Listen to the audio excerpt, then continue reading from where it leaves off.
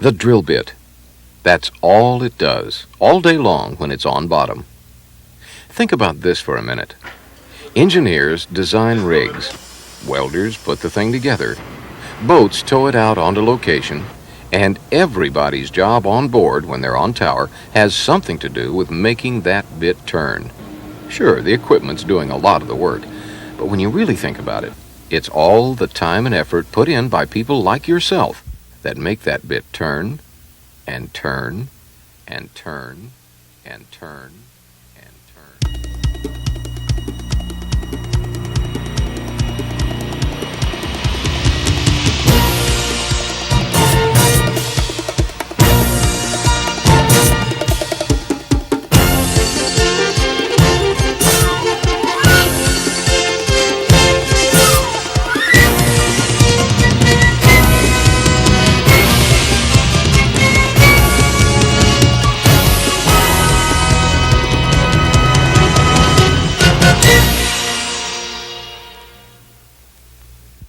This is the first of a series of programs that will introduce you to the world of drilling bits and drilling practices. It's targeted for you, the drilling hand, so that it may expose you to some of the things you don't already know. In programs to come, we'll be exploring everything from what causes bit failures to some of the practices you should be aware of as you go about making hole. In this program, we'll be taking a look at bit designs that were used long ago, as well as the types of designs that are being used today. Specifically, we'll be concentrating on the fishtail, rock, and diamond bits. We'll also take a look at the polycrystalline diamond compact, or PDC bits, which have gained acceptance in the marketplace. The drill bit. Not a very complex piece of equipment, but probably the most important one on the rig. Without it, you don't make hole. And when you don't make hole, you don't satisfy the customer. This is what a drill bit looks like today. They come in various sizes and are manufactured by many companies to fit your drilling needs. They're made to drill through three basic types of formations: soft, medium, and hard, as well as a combination of the types. A long time ago, the first rotary drag bit, the fishtail, came into being. It was a simple bit, only had two blades and an eye for the drilling mud to go through. The blades were made as one with the bit body and would rotate as a unit with the drill stem. This type of bit, and its current counterparts, are still being used, but they're really limited to drilling through soft and gummy type formations. Then, the roller cone, or rock bit as you may know it, came into the picture. This type of bit allows us to overcome the higher compressive strength and abrasive rocks. With the innovation of the rock bit, the drilling industry changed dramatically. Let's go ahead and take an in-depth look at this bit, since it's probably the one you're most accustomed to seeing. This is the bit shank. It contains information such as what type of bit it is, its size, the assembly number, and so on. Here's the nozzle boss, or socket. Inside it is a jet that allows the drilling fluid to be directed downhole. This is a sealed journal bearing. Each cone is attached to one of these journals that provides the rotating action for the teeth on bottom. Above the journal is a passageway used to connect the journal to a grease reservoir. Here is the pressure compensator system. It balances the pressure inside the bit with the external hydrostatic pressure to minimize any differential pressure across the seal. Here's one of the cones of a bit. On a rock bit, you'll have cones of teeth that do all the work. Depending on the type of bit you'll be drilling with, the teeth will be made of either steel or tungsten carbide. This is the bit leg, or lug. On rock bits, you'll have three of them welded together to form the actual bit itself. The lower part of the bit leg is the shirt tail. It's the part of the bit that the cone is attached to. In most cases, you'll see that hard facing is applied to the shirt tail to minimize wear when it comes in contact with the wall of the hole. Rock bits are classified in two categories: steel tooth and tungsten carbide insert bits. Regardless of the category they fit in, each bit consists of major components such as the cutters, bearings, and fluid courses. We'll take a look at the cutting structures first. Steel or milled teeth are part of the cone structure. When we say they're part of the structure, we mean that they're milled out of a single piece of steel. Insert bits, on the other hand, have their teeth inserted or pressed into the cone. They're made of tungsten carbide, providing a longer lifetime for the teeth. When you look at a steel tooth bit, the teeth are usually long and pointed. If this type of bit were to be applied to a soft formation, penetration rate would really be fast. Of course, appropriate weight on bit and rotary speed are also necessary, but you can see that the teeth, because of the way they're shaped, could really make some hole. When you consider a type of bit that's going to give you good penetration, remember that there are other factors such as cone offset and intermesh of the teeth that will improve penetration rates. Cone offset is the difference between the center line of the cones and the center line of the bit. Let's take a look at this diagram that shows offsetting of the cones.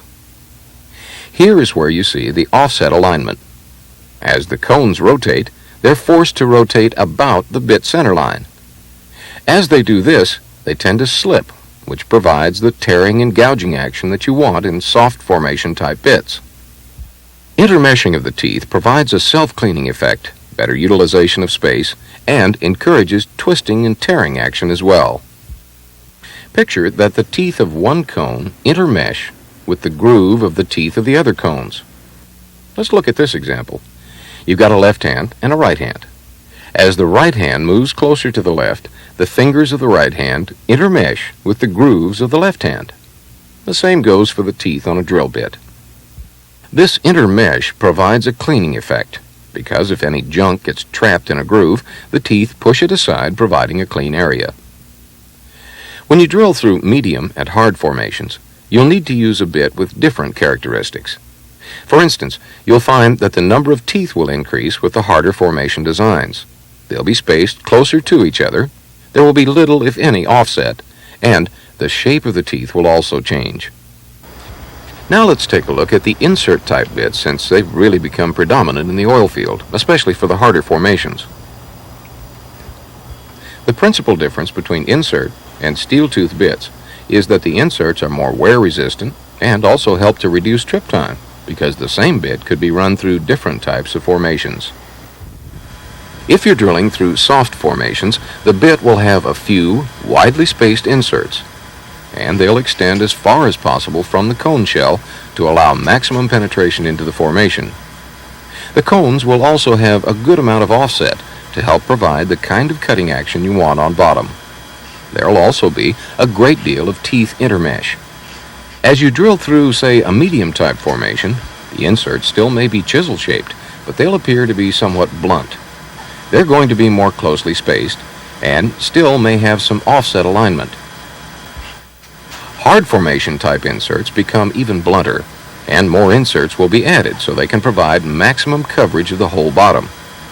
Usually there won't be any offset, making the bit action on bottom true rolling.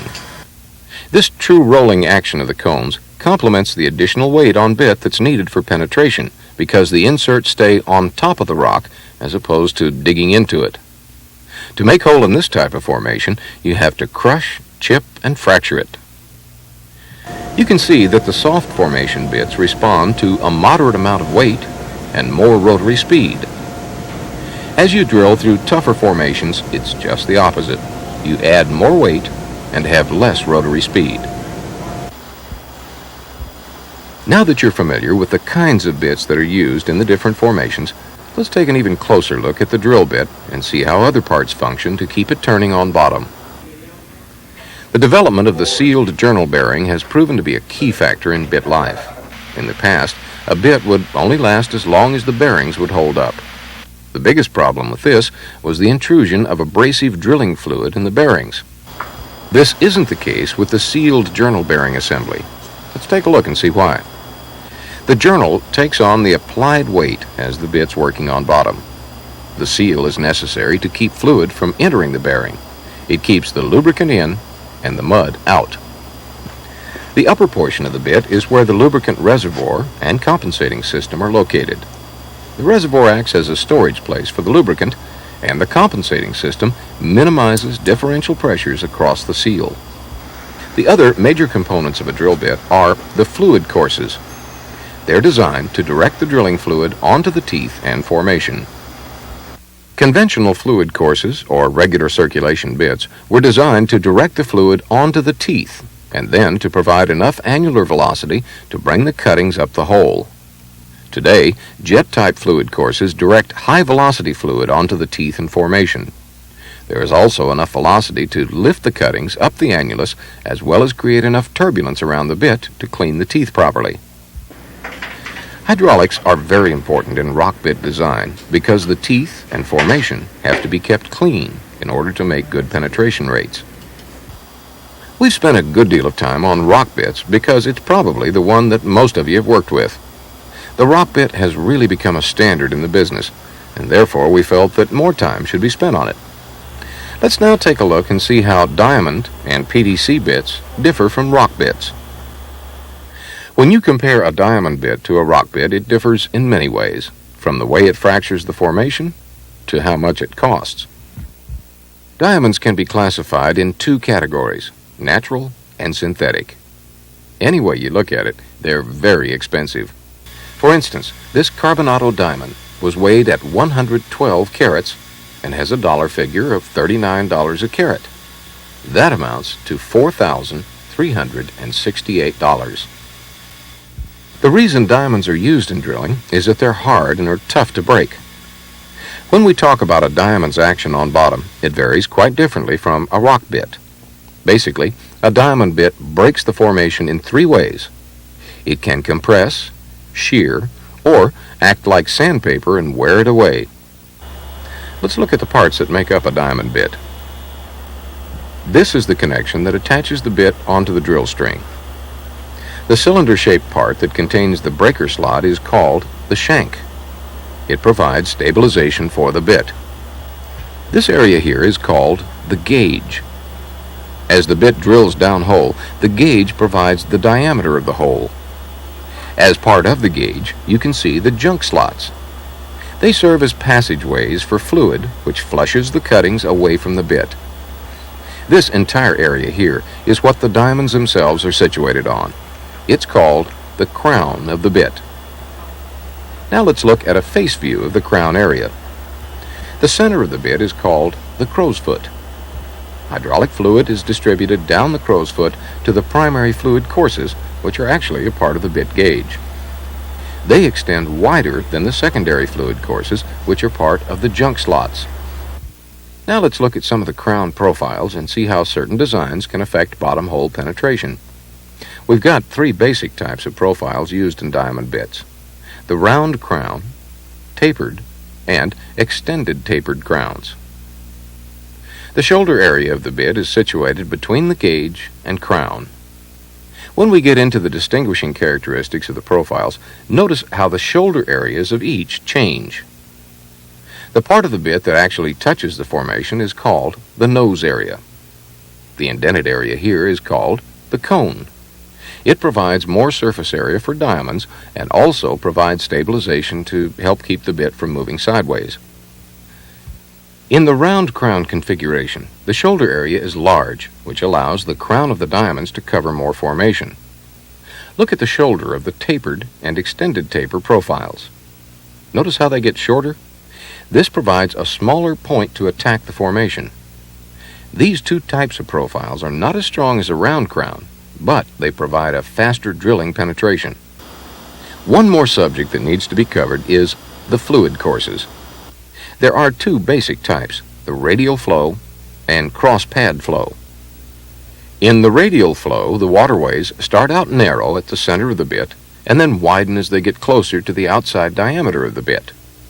The narrowness of the patterns allows the drilling fluid to remove the cuttings, but as the pathway gets bigger, it becomes difficult to maintain enough velocity at a high enough rate to obtain good cleaning action.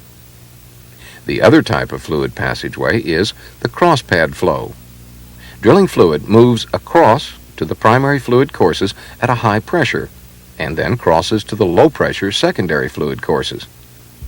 Notice that the passageways have a constant width as they extend toward the outside diameter of the bit. The way we use diamond bits today is to simply compress and crush the formation. Sufficient weight applied on the bit causes the formation to fracture. In the shearing mode, the diamonds are used to dig through the formation, allowing the cuttings to be scooped up in front of the bit. Diamonds can also drill through the formation in an abrasive mode. Usually this method is used when the formation is so hard that the only way the bit can break the formation is if it were to act like sandpaper, eventually wearing it away. You'll find that a diamond bit used for soft to medium formations will usually have fairly large diamonds and be widely spaced. The larger the cutting surfaces are, the more hole you're going to make. Diamonds that fall under this category are commonly in the 2 to 5 stones per carat range. Diamonds that will be used for harder type formations will increase in number, become smaller, and closely spaced. You may even see an extra row or two added to help the cutting action on bottom. When you get to the hard formation diamond bits, the number of diamonds will increase, as will the number of rows.